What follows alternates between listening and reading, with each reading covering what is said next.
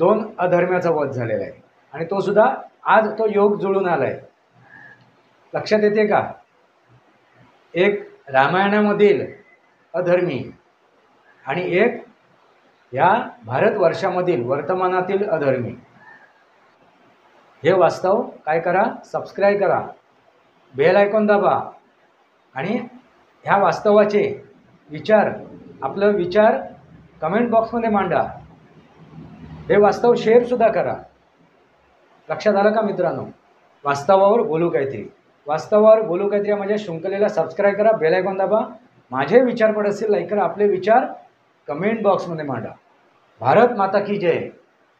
वंदे मातरम, वंदे मातरम. जय भारत, जय महाराष्ट्र, जय सनातन, जय जय. विजयादशमीच्या शुभेच्छा. दसरा आणि आपले आता हातपाय पसरा आणि निर्णय घ्या. काय? जय सनातन, जय सनातन, जय सनातन.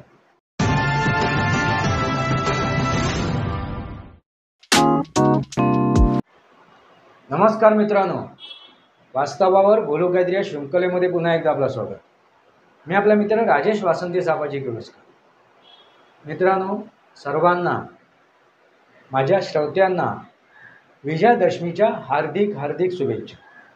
विजयादशमी कशावरती विजय? तर अंधकारावरती प्रकाशाचा विजय. कशावरती विजय? तर अधर्मावरती धर्माचा विजय. आणि अशाच एका अधर्म्याचा आज वध सुद्धा झालेला आहे. आणि बघा आज योग कसा जुळून आला आहे. फक्त एकाच अधर्म्याचा वध नाही झालेला आहे, दोन अधर्म्याचा वध झालेला आहे आणि तो सुद्धा आज तो योग जुळून आला आहे. लक्षात येते का? एक रामायणामधील अधर्मी आणि एक या भारतवर्षामधील वर्तमानातील अधर्मी. एक कोण? दशानंद रावण आणि एक कोण? मोहम्मद गांधी. मोहम्मद गांधी, दशानंद मोहम्मद गांधी. आता ह्याला सुद्धा, या मोहम्मद गांधीची सुद्धा 10 डोकी कशी होती तेही समजून घेणं गरजेचं आहे. पहिलं डोकं काय ह्या मोहम्मद गांधीचं?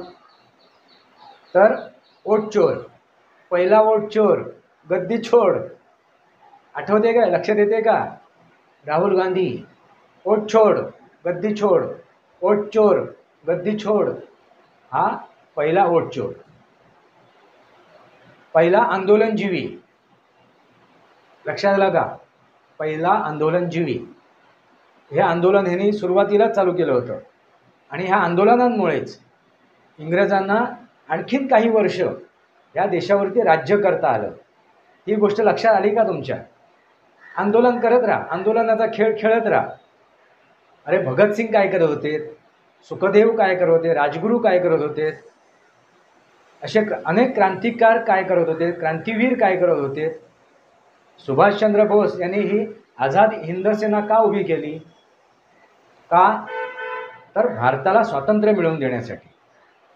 पण ह्या व्यक्तीने, आंदोलनजीवी या व्यक्तीने काय केलं? आंदोलन खेळत राहिला. आणि या खेळामुळे काय झालं? जे आणखीन काही वर्षपूर्वी म्हणजे 40-50 वर्षापूर्वी हा भारत स्वतंत्र झाला असता, तो भारत आणखीन 40-50 वर्ष कशामध्ये राहिला? गुलामीमध्ये राहिला, या आंदोलनजीवीमुळे. लक्षात आलं का? या आंदोलनजीवींनी काळ्या पाण्याची शिक्षा नाही भोगली. कारण का?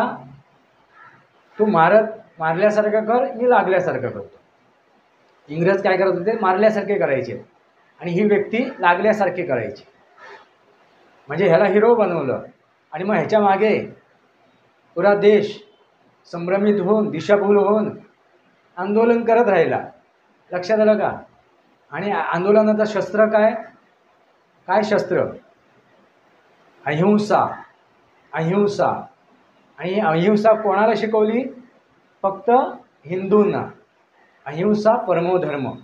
धर्महिंसा श्रीकृष्णाने सांगितलेली गोष्ट आहे मित्रांनो. धर्महिंसा. जरा जाऊन सर्च करा, जरा अभ्यास करा, मग तुमच्या लक्षात येईल. धर्मासाठी केलेली हिंसा आहे ना, ही अहिंसेपेक्षा सुद्धा श्रेष्ठ आहे. पण ह्यांनी काय केलं, अहिंसा अहिंसा, आणि इंग्रज हिंसा करत राहिलेत, हे मुसलमान हिंसा करत राहिलेत गजवाहींच्या नावाने. लक्षात आलं का? भारत स्वातंत्र्यापूर्वीसुद्धा हिंदूंची कत्तल केली गेली, हिंदूंची हत्या केली गेली. केरळामध्ये काय घडलं, पश्चिम बंगालमध्ये काय घडलं, सर्वश्रुत आहे मित्रांनो. तुम्ही विसरला नसाल, हिंदू विसरले नसतील. उघडा डोळे नीट पहा. ह्या मोहम्मद करमचंद गांधीने काय केलं, धूळफेक केली. कोणाच्या डोळ्यात? तर हिंदूंच्या. अहिंसा परमो धर्म, हे एक डोकं, म्हणजे हे तिसरं डोकं झालं. असे अनेक डोके आहेत. आता ती डोकी मोजायला गेलीत ना, तर 10 डोक्यांच्या वर जायला हा व्यक्ती. ही जी व्यक्ती आहे 10 डोक्यांच्या वर सुद्धा जाईल. 100 डोकीसुद्धा होतील, जसे ते 100 कौरव होते तसे. मित्रांनो, ह्या व्यक्तीने ह्या देशाला काय केलं, वेठीस धरलं. ह्या देशातील नागरिकांना वेठीस धरलं आणि इंग्रजांना राज्यकर्ता करू दिलं. म्हणून ह्या व्यक्तीला फासावर नाही चढवलं. ह्या व्यक्तीवरती काळा पाणी ही शिक्षा नाही ठोकली, ही शिक्षा नाही थोपली. म्हणजे विचार करा, ह्यांना जेवढी पकडलं जायचं, जेरबंद केलं जायचं, यांच्यावरती ह्यांना शिक्षा दिली जायची, त्यावेळी 5 स्टार ट्रीटमेंट मिळत होती. 5 स्टार ट्रीटमेंट त्या तुरुंगामध्ये मोहम्मद नेहरूला सुद्धा आणि मोहम्मद गांधीला सुद्धा. याचा अर्थ कळला का? दुसऱ्यांदा काय केलं, आणखीन डोकं काय, तर EVM हॅक केली, बॅलेट बॉक्स चोरी केला. पहिला बॅलेट बॉक्स चोरी केला, पहिला EVM हॅक केली ह्याच व्यक्तीने आणि मोहम्मद नेहरूला पंतप्रधान बनवलं. बघा किती कांड केलेत ह्या व्यक्तीने, किती कांड केले.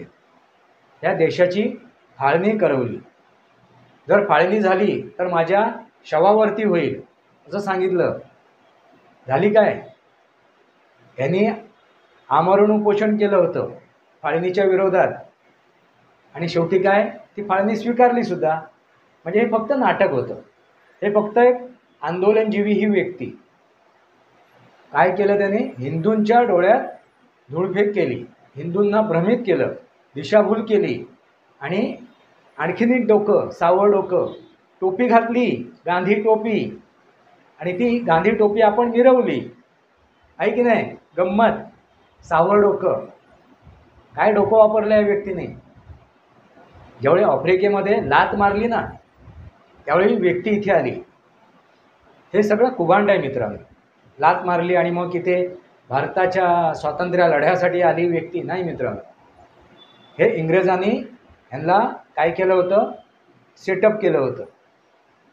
इंग्रजांचा हा एक बुजगावणं होतं. इंग्रजांनी निर्माण केलेली ही व्यक्ती होती. आमच्या डोळ्यात धूळफेक केली. कारण इंग्रजांनी निर्माण केलेल्या संघटना म्हणजे कुठली, काँग्रेस. ह्या काँग्रेसवरती कोणाचं प्रभुत्व होतं, तर ह्याच मोहनदास करमचंद गांधींचं. लक्षात आलं का? जे इंग्रजांनी निर्माण केलेली, इंग्रजांनी स्थापन केलेली. कितवं डोकं? 7वं डोकं. बघा, विचार करा. कारण ते म्हणतील तसं बरोबर आहे, ते म्हणतील ते योग्य आहे. भगतसिंग, राजगुरू, सुखदेव यांना ज्यावेळी फाशी दिली गेली ती ते रोखू शकले असते, पण त्यांनी ते रोखलं नाही. कारण का? जर भगतसिंग जिवंत राहिले असते तर इंग्रजांना लवकर पळावं लागलं असतं. लक्षात आलं का? इंग्रजांना लवकर पळावं लागलं असतं आणि ह्या व्यक्तीची भलामण झाली नसती, वाहवा झाली नसती. खडगबिना ढाल, खडगबिना ढाल, कशाने? चरख्याने दिली आझादी. हे जे काय स्तुतीसुमनं गायली जात आहेत ती गायली नसती जर भगतसिंग जिवंत असते तर. भगतसिंग यांच्या मागे जर ही जनता निघाली असती तर, जनतेने भगतसिंगचा मार्ग निवडला असता तर इंग्रजांना लवकरच आपला घाशा गुंडाळावा लागला असता. आणि ह्या व्यक्तीचा जो उदो उदो चाललाय तो उदो उदो झाला नसता. लक्षात आला का? बुद्धिभ्रष्ट व्यक्ती, बुद्धिभ्रष्ट व्यक्ती. सर्वात मोठा भ्रष्टाचार म्हणजे बुद्धिभ्रष्टाचार. आणि हाच भ्रष्टाचार ह्या व्यक्तीने या भारतामध्ये केलं, भारतीय जनतेमध्ये केलं, भारतीय नागरिकांमध्ये केलं. बुद्धिभ्रष्टाचार, जमिनीचा भ्रष्टाचार, पैशांचा भ्रष्टाचार, आणखीन काय धनदांड्यांचा भ्रष्टाचार, धनसंपत्तीचा भ्रष्टाचार एका मर्यादेपर्यंतच होतो मित्रांनो.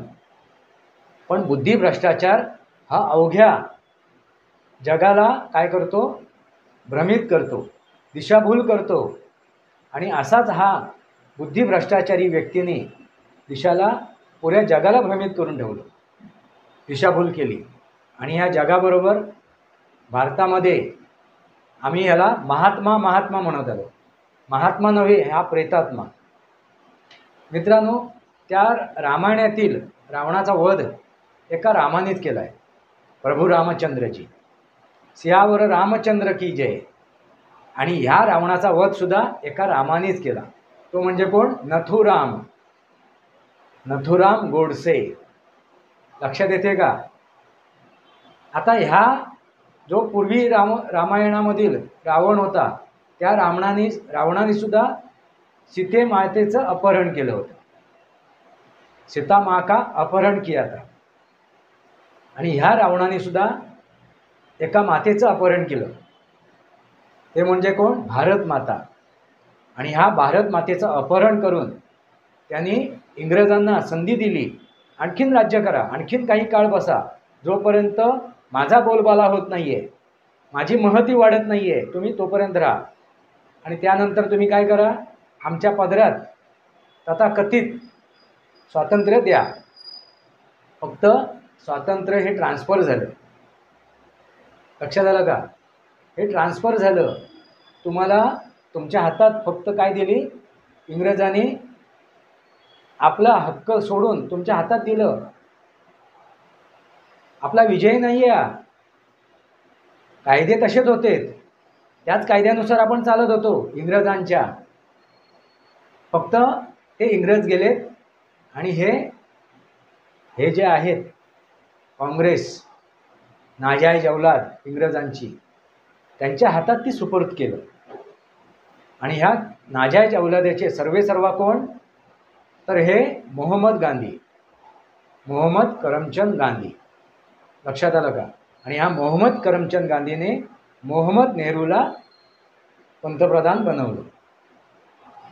अन्यथा सुभाषचंद्र बोस, वल्लभभाई पटेल यांपैकी कोणतरी एक या देशाचे पहिले पंतप्रधान झाले असते. जर सुभाषचंद्र बोस यांनी जी सेना उभी केली होती आणि त्या सेनेच्या मार्फत हा जर विजय मिळवला असता आपण, तर तो मानाचा आणि सन्मानाचा असता. आणि ह्या देशात ते कायदे लागू झाले असते, ते भारताचे कायदे होते. लक्षात आलं का? पण तसं करू दिलं नाही आणि इंग्रजांचेच कायदे लागू राहिले. आणि फक्त काय केलं? ट्रान्सफर केलं. आता काय म्हणायचं सांगा तुम्ही? आता जरा बघा जाऊन तो उलगडा इतिहास, आणि तुमच्या लक्षात आलंच असेल ह्या व्यक्तीने कोणाचं अपहरण केलं? तर भारत मातेचं. आणि त्या रामायणामधील त्या रावणाने कोणाचं अपहरण केलं होतं? सीते मातेचं. आणि ह्या दोघांचा वध कोणी केला? तर रामाने. एका प्रभू रामचंद्रजांनी आणि एका नथुरामाने. लक्षात आलं का? आज आपण एक नव्हे दोन रावणाचा वध सेलिब्रेट करू, त्याचा उत्सव साजरा करू, फटाके फोडा, उत्सवाने म्हणा भारत माता की जय, विजयादशमीचा जल्लोष करा. ह्या दोन रावणाचा वध आज बघा त्या नियतीने कसं काय एक सांधलंय, कसं काय तो योग जुळून आलाय एकाच दिवशी. पण आज एक जयंतीसुद्धा आहे. ती जयंती लाल बहादूर शास्त्रींची आहे. एक पंतप्रधान, माजी पंतप्रधान, ह्या देशाचे लाल, कोण? लाल बहादूर शास्त्री. तर त्यांच्याही आत्म्याला चिरशांती लाभो अशी आपण प्रार्थना करूया. त्या महात्म्याच्या, ते महात्मे होते लाल बहादूर शास्त्री, आणि अशा लाल बहादूर शास्त्रीच्या आत्म्याला चिरशांती लाभो म्हणून आपण प्रार्थना करूया. त्यांची सुद्धा आज जयंती आहे. आज त्यांची जयंती आहे आणि 2 रावणाचा वध आहे. आज ह्या 2 रावणाचा वध आपण काय करू? उत्सव साजरा करू. वास्तव लक्षात आलं का? हेच ते वास्तव आहे. आम्हाला फक्त भ्रमित करून ठेवलं होतं, दिशाभूल करून ठेवली होती, संभ्रम निर्माण केला होता. विना खड्ग विना ढाल साबरमती जंत, हा जंत होता. जंत तूने कर दिया कमाल, आणि काय? इंग्रजांचं राज्य होऊ दिलं. तू मारल्यासारखं कर, मी लागल्यासारखं करतो, मी आंदोलन करत राहतो, आंदोलनजीवी. बघा, लक्षात आलं का? हे वास्तव आहे आणि हे वास्तव लक्षात येणं गरजेचं आहे. ते वास्तव स्वीकारणं गरजेचं आहे. हे वास्तव काय करा? सबस्क्राईब करा, बेल आयकॉन दाबा, आणि ह्या वास्तवाचे विचार, आपलं विचार कमेंट बॉक्समध्ये मांडा. हे वास्तव शेअरसुद्धा करा. लक्षात आलं का मित्रांनो? कोण? 2 रावण. एक रावण पुराणातील, त्या रामायणातील, आणि एक रावण ह्या वर्तमानातील, म्हणजे काही वर्षापूर्वीचा रावण. मोहनदास नव्हे, कोण? मोहम्मद करमचंद गांधी. याचा वधसुद्धा रामानेच केला. नथुराम की जय. नथुरामाचा जय जयकार असो. प्रभू रामचंद्र की जय.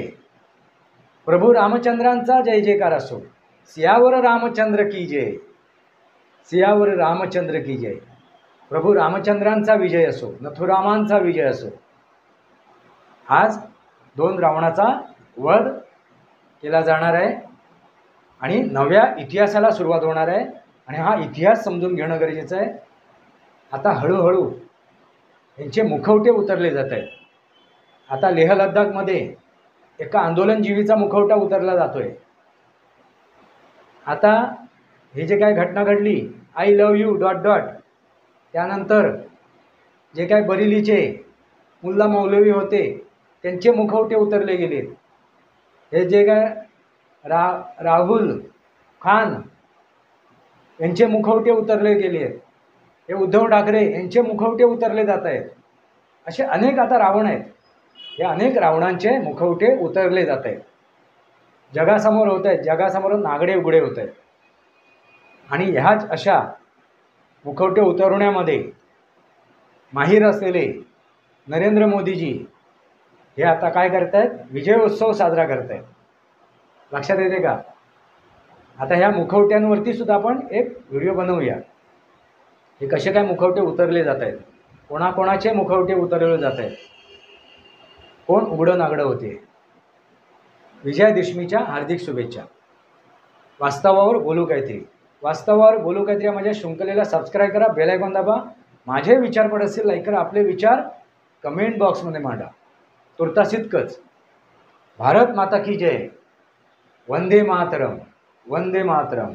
जय भारत, जय महाराष्ट्र, जय सनातन, जय जय. विजयादशमीच्या शुभेच्छा. दसरा आणि आपले आता हातपाय पसरा आणि निर्णय घ्या. काय? जय सनातन, जय सनातन, जय सनातन.